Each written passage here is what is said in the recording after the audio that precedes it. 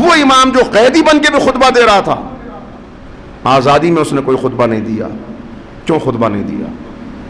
اس لیے کہ امام دیکھ رہے ہیں کہ اب وہ حالات ہیں کہ اس وقت اگر میں نے خطبہ دیا، اگر میں نے لوگوں کو جمع کیا، لوگ جمع ہو گئے تو ان سب کے نام نوٹ کر لیے جائیں گے. اس لیے کہ یہی ہو رہا تھا، جو امام سے ملنے آتا اس کا نام نوٹ کیا گیا، پھر کسی نہ کسی الزام لگا کر اس کو قید کر دیا گیا یا قتل کر دیا گیا. امام مسلسل ان حالات پہ نظر رکھے ہوئے ہیں، یہ دیکھ رہے ہیں. لہٰذا اب اگر خطبہ دیں تو وہ جس کے اندر یہ صلاحیت موجود ہے، یہ طاقت موجود ہے. نہج البلاغہ میں مولا ارشاد فرما رہے ہیں کہ ہم کلام پر حاکم ہیں، ہم کلام پر حاکم ہیں.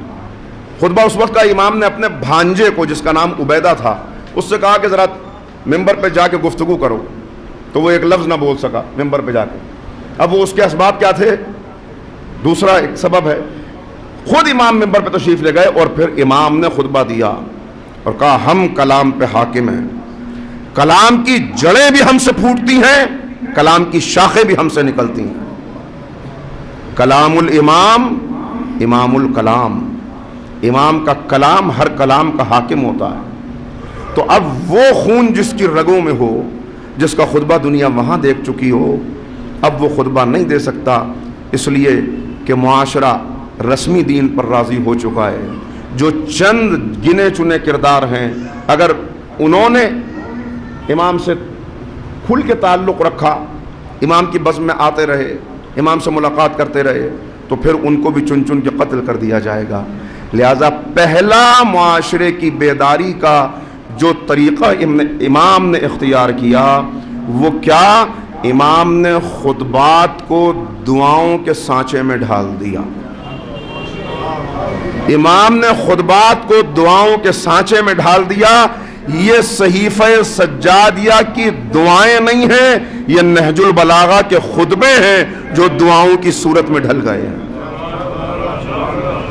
کوئی خطبہ دے، مجمع جمع کرے، اس پہ الزام لگایا جا سکتا ہے، اس کو گرفتار کیا جا سکتا ہے، مگر ایک بندہ اپنے رب سے راز و نیاز کر رہا ہے، ایک بندہ اپنے رب سے گفتگو کر رہا ہے، تو کون اس کو روک سکتا ہے؟ اس معاشرے کو بیدار کرنا ہے. معاشرے کے مسائل کیا ہیں؟ ان کے مسائل ہیں بس روٹی، کپڑا اور مکان. انہیں بس اپنا پیٹ، بس ہمیں روزی مل جائے، بس ہمیں صحت مل جائے. امام نے کہا آؤ، تمہیں صحت چاہیے، آؤ سید سجاد تک آؤ. صحت چاہیے، صحت کے لیے یہ دعا پڑھو. بیماری سے نجات چاہیے، یہ دعا پڑھو. ان دعاؤں کے ذریعے سے امام بیداری کا پہلا قدم امام نے اٹھایا. ان دعاؤں کے ذریعے سے معاشرے کو بیدار کر رہے ہیں. دعاؤں کے ذریعے سے بیدار آؤ، ان دعاؤں کو پڑھو. دیکھو دیکھو کیسی کیسی دعائیں ہیں، کیا کیا پیغامات ہیں. آؤ گے اپنی صحت کے لیے آؤ گے، صحت مادی مسئلہ ہے. اپنے رزق کے لیے آؤ گے، رزق مادی مسئلہ ہے. تم تو بس صحت اور رزق تک محدود ہو گئے ہو. مگر جب آؤ گے اور ان دعاؤں کو پڑھو گے اور اس میں اپنا عرض کرنے سے پہلے، اپنی بات کہنے سے پہلے اللہ کی حمد و ثنا کرو گے، اللہ کی صفات کو اس زبان سے پڑھو گے جو امام کی زبان ہے. تو اب ایک تو امام کا کلام ہے، دوسرے اللہ کی صفات ہیں.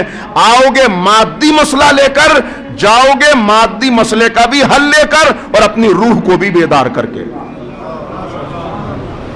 آؤ مادی مسائل کے لیے پڑھو ان دعاؤں کو پڑھ رہے ہیں. اور اس میں خاص طور پہ کیسی کیسی دعائیں، والد کے حق میں دعا، بیٹے کے حق میں دعا. عجیب انداز سے امام سرحدوں پر جنگ کرنے والے مجاہدوں کے لیے دعا. اور روز جمعہ کی دعا کو آپ پڑھیں تو محسوس 51 دعائیں ہیں، مگر 51 دعاؤں میں کیا معارف ہیں جو امام نے بیان کر دی ہے. 51 دعائیں صدیاں گزر جائیں، ان دعاؤں کی تشریح اور ان دعاؤں سے کسب فیض اور کسب نور انسان کرتا رہے، تب بھی ان دعاؤں کی حقیقت کو نہیں پا سکتا، تب بھی ان کے صحیح معارف کو جذب نہیں کر سکتا. صلاحیت نہیں ہے انسان کے اندر. یہ پہلا قدم ہے جو امام نے اٹھایا اس معاشرے کو بیدار کرنے کے لیے. آئیں کسی طرح پہنچے یہاں پر، شاہراہ پہ دعائیں ہو رہی ہیں. طاؤس یمانی کہتے ہیں کہ میں نے دیکھا خانہ کعبہ کا پردہ پکڑے ہوئے، چہرے پہ چادر ڈالے ہوئے کوئی بزرگ ہے جو گڑ گڑا کے دعائیں کر رہا ہے. جو رو رو کے دعائیں کر رہا ہے، پالنے والے میرے گناہوں کو معاف کر دے، مجھے بخش دے، مجھے معاف کر دے۔ کہا کہ ایسی ساعتیں تھیں، ایسا وقت تھا کہ جب ذرا اس کا گریہ بڑھنا شروع ہوا، اس کی آواز ذرا بلند ہوئی، تو اب محسوس یہ ہوتا تھا کہ درختوں کے پرندے بھی اس کے ساتھ گریہ کر رہے ہیں، سب اس کی آواز میں شامل ہو گئے۔